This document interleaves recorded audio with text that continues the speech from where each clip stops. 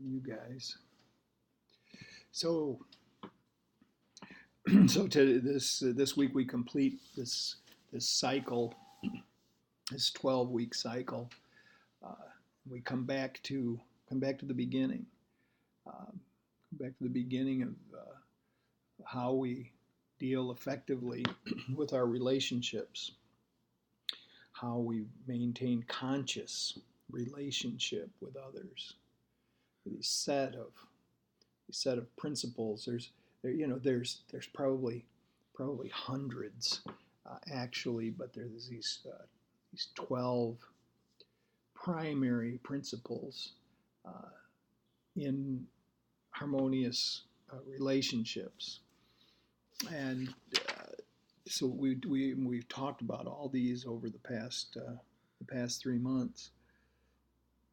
And the first really is goodwill, and goodwill is this really is the bedrock uh, of all of the things that we do. When we finally understand that goodwill, or God's will, if you like, that that these this pursuit of goodwill is the thing that first of all is going to make us happier,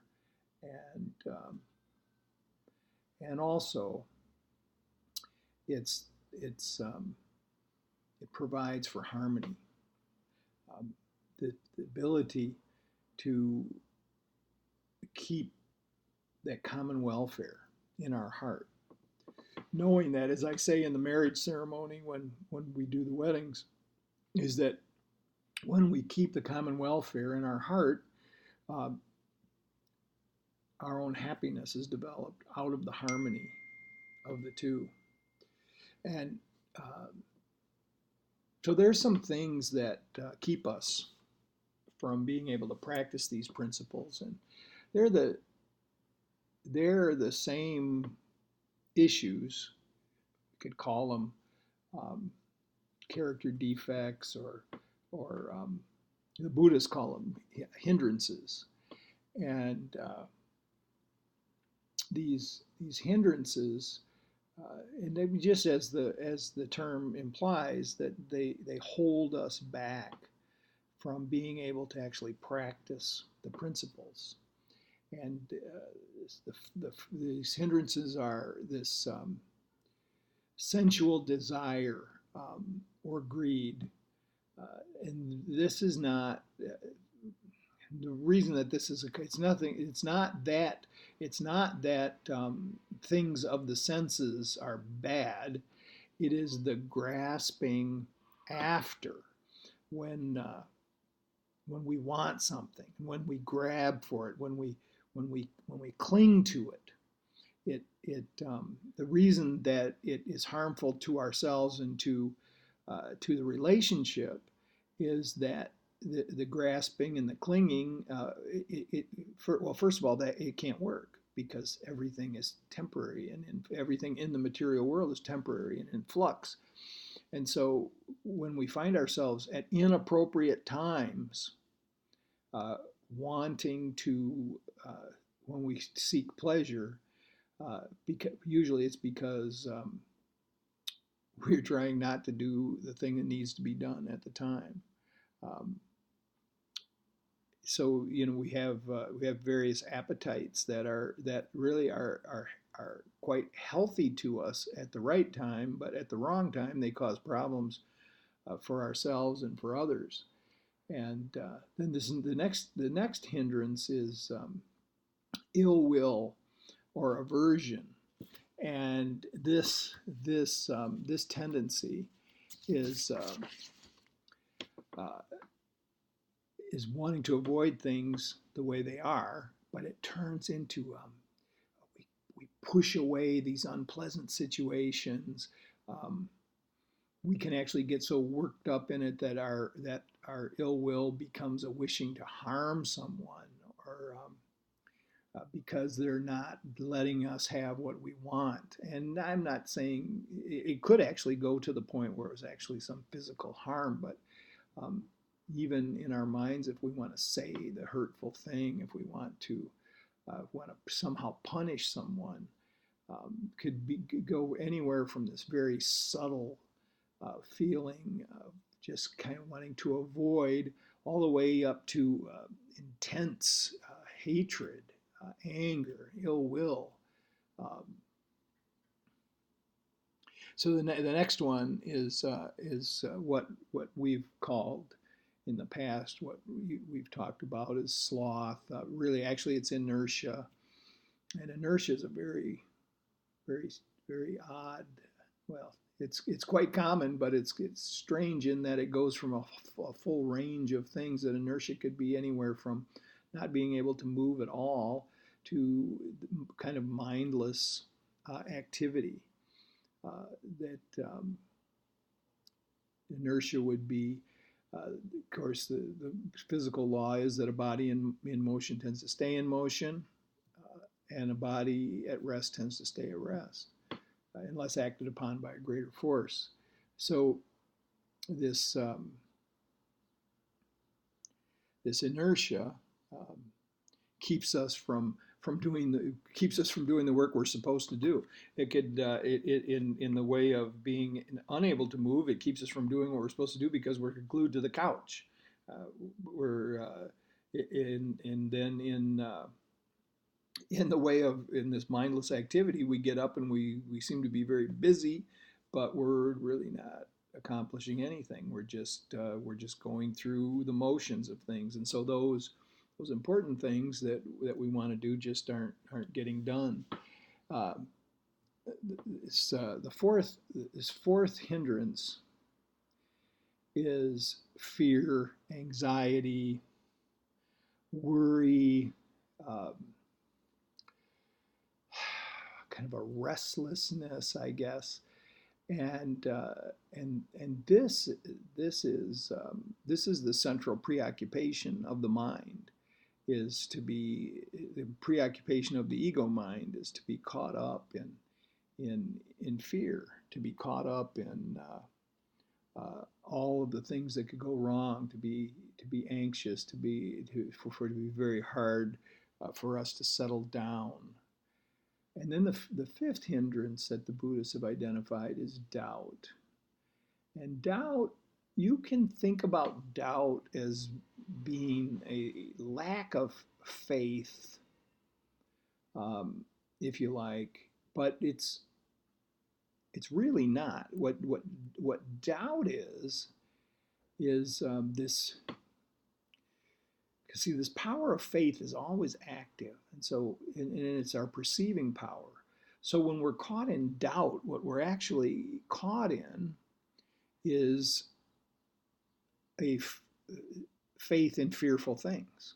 When we're worried, when we're anxious, what we're doing is we're putting our perceiving ability and we're focusing it on the bad thing that could happen. And so when we run into these issues which keep us, these are the issues that keep us. These five hindrances. They not only do they keep us from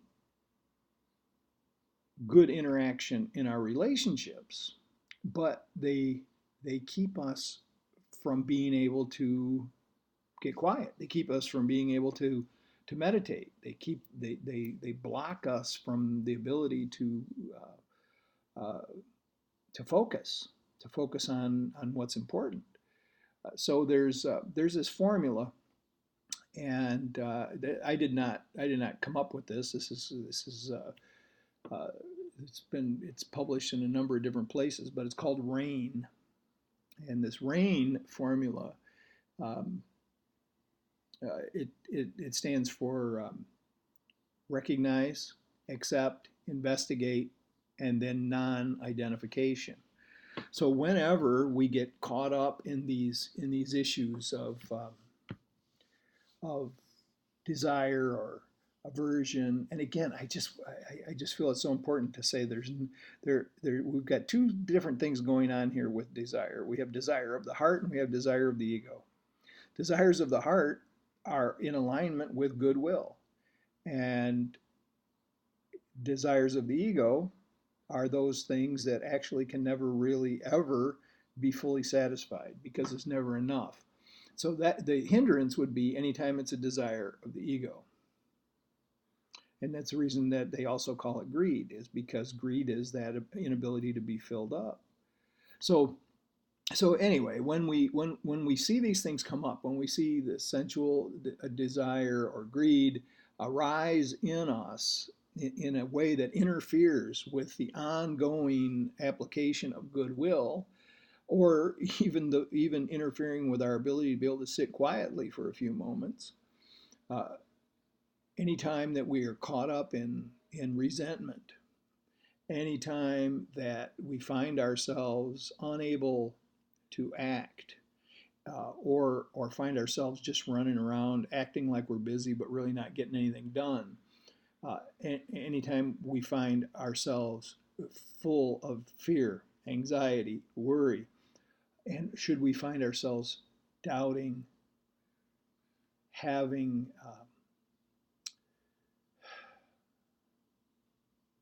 putting faith in, as I said, putting faith in fearful things, what we would do is we'd apply this RAIN formula to it. That the first thing we do is we recognize it, and we've talked about this in the past few weeks, that we recognize the situation. We don't try to deny it.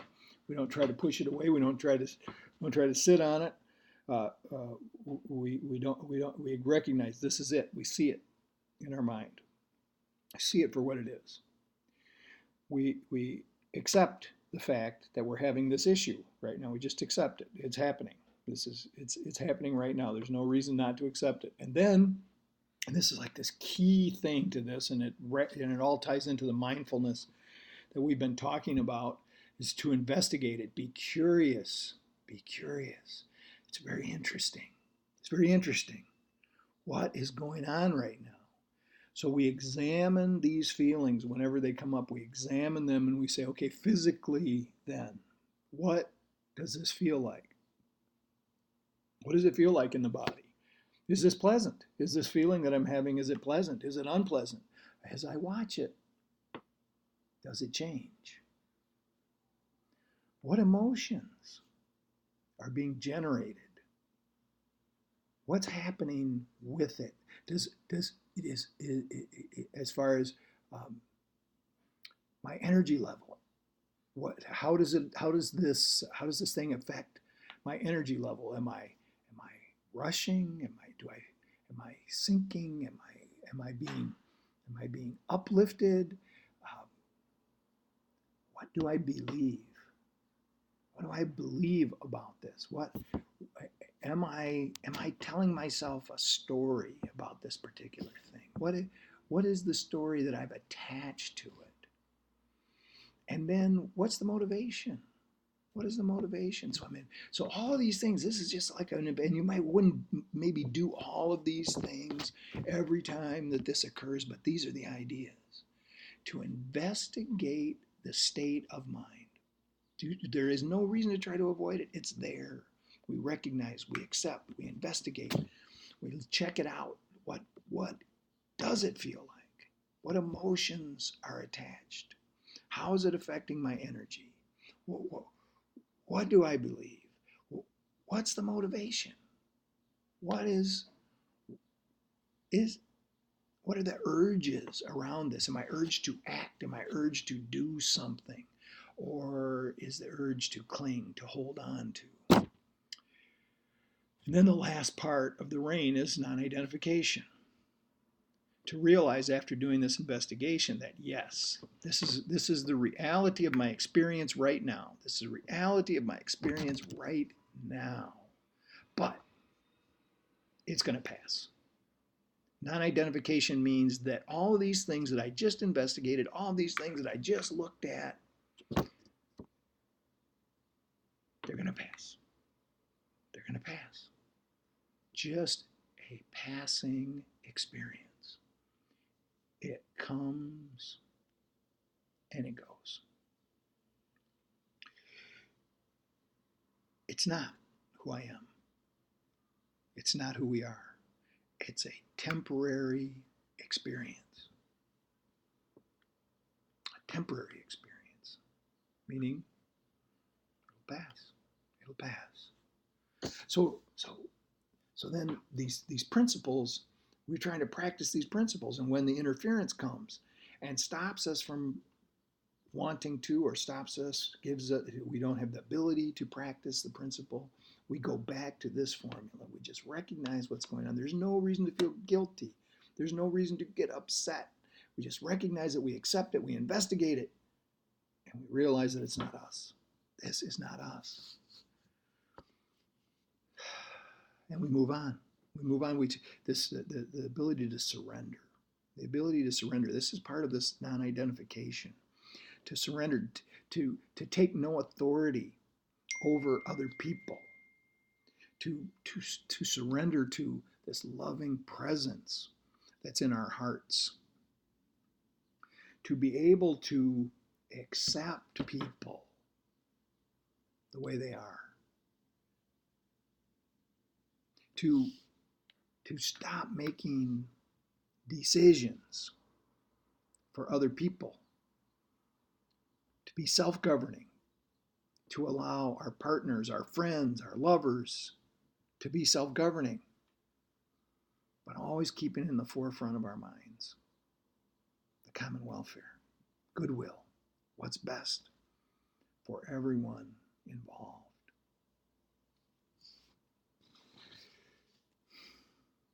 To be able to have a purpose, and to stick to it. This purpose is always the thing that's going to give us fulfillment. All of the other things, see here, the hindrances are about all of the other things. The hindrances are the sensual desire or greed that can never be satisfied, no matter what.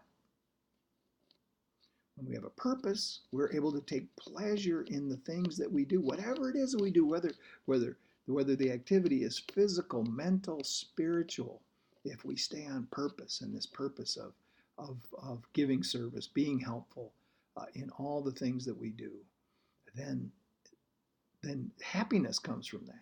And without that ability to stay on purpose, we find ourselves wandering aimlessly from thing to thing and never being satisfied. So, and then this is the focus. The focus is that we don't allow the desires of the ego to get in the way of the purpose, the thing that's most important to us. We're able to put our attention on what's important. And whenever anything comes up that keeps us from doing that, that stops us in our tracks, again, there's no reason to get upset. There's no reason for us to say, oh my God, I've been doing this for so long. I should have it down by now. This is, I don't know why I always keep going back to this. The fact of the matter is, this is where we're at right now. This is the experience that we're having. So we recognize it. We accept it. We investigate it. And then we say, it's not me. I am not identified with this thing. It's not me. It's a passing experience. And we're able to be supportive. We're able to support those in our lives. We're able to support the people who we're in relationship with. And this is the fact of the matter is, it's all relationship. There's this one relationship, and I really want to make this point. The fact that, as in the meditation, we are part of a larger organism. And we call it the unity of all life. You could actually say that this a larger organism that we're a part of, that's God. We could say that it's the consciousness, divine mind, whatever we want to call it. We are part of this larger thing. And it is this larger thing that's us. That the larger is us. And so we're able then to do the things that we need to do, the things that are ours to do that support the larger organism. But also, we need to be able to allow the larger organism to support us. So this principle is it's a very powerful principle of self-support, that we carry our own weight, but we are not afraid to ask for help when we need it. So, and this is very important, that we're all equal in this endeavor, that we're all equal, that we're all, every every member of the larger body is equal. We're all of equal value. We are not our titles. We are not our education. We are, we are not our bodies. We are all equal in spirit. And there's some responsibility involved in this, the maintenance, I guess we could call it, in the maintenance of the larger relationship. And it's important to remember that, yes, we're part of this larger organism. It's this large, but every other relationship is interrelated to that larger one. So when I say it's all about relationship, there's one relationship, the relationship that you might just think about it as the relationship with God. But your relationship with your lover is it's a reflection. It's a copy of your relationship with God. It's just as valid. It's just as real. So it's the same. It's the same. So we're responsible. We take this shared responsibility for life. We stand shoulder to shoulder. We take shared responsibility for life. And we speak the truth. And here's the truth. The truth is that we are all children of creation. You could say, in Course in Miracles, it says, you are son of God. You're a daughter of God. I know the gender thing kind of mixes us up sometimes. But the idea is that we are the offspring of the divine. So this is who we really are. And that's the truth of our being. And when anything comes up that makes us think of ourselves as less than that, or makes us think of our partner as less than that, we recognize it, we accept it, we investigate it. What's going on here? How does this feel? Why? Where's this coming from? What's happening? And then we go to non-identification and say, this is not me. This is a passing emotion. This is a state of mind which will pass. So we speak the truth. We don't speak ill. We don't speak ill of each other to other people. We don't speak ill of other people to our partners.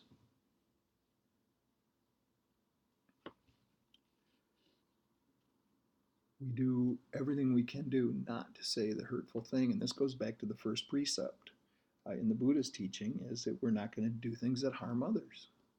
It's our endeavor, of course, being human.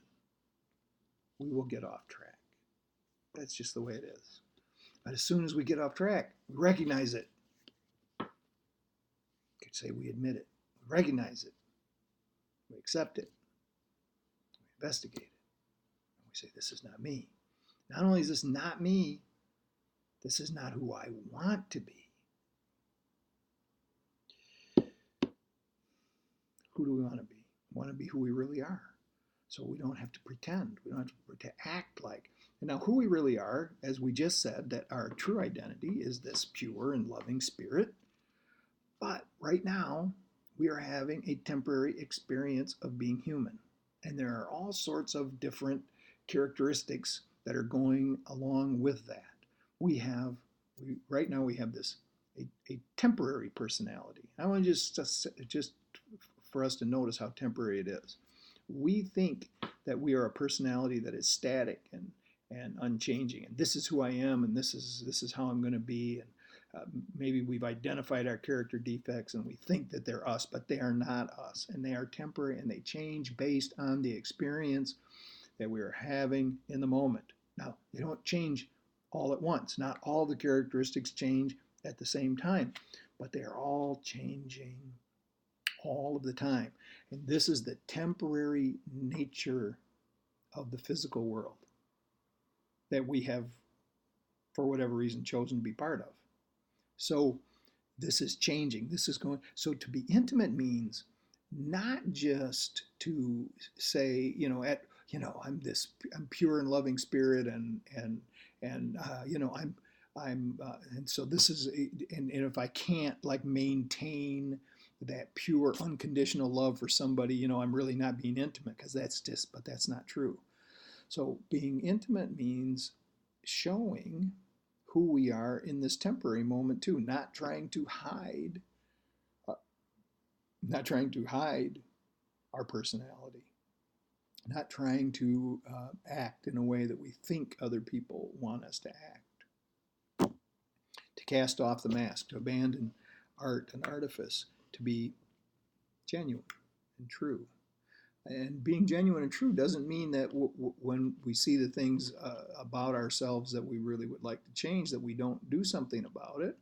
It's just to recognize that right now, temporarily, this is who we are. We can move forward, we can change, but we don't need to hide who we are.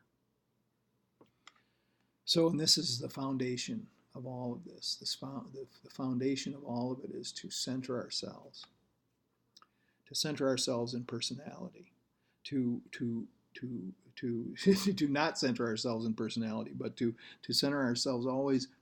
Think about it this way: to center ourselves in the spirit of things, in the very principle that lies at the core of things. To center ourselves in to actually try to center ourselves in the unchanging love of the larger organism.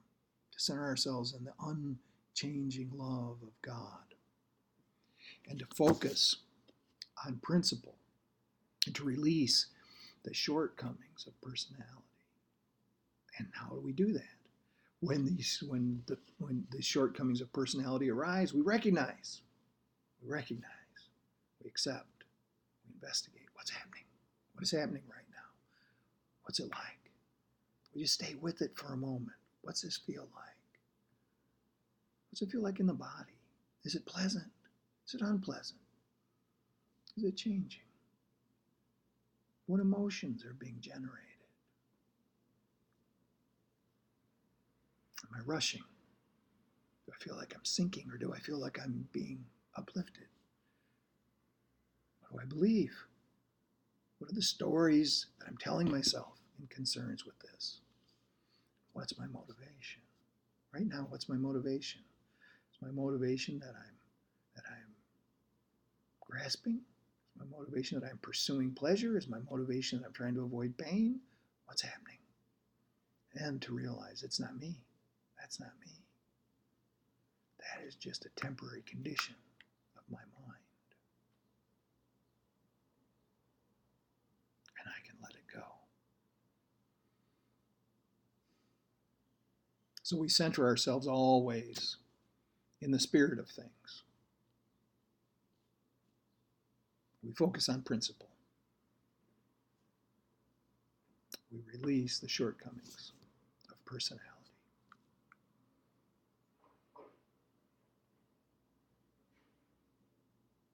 Thank you. I think that's enough.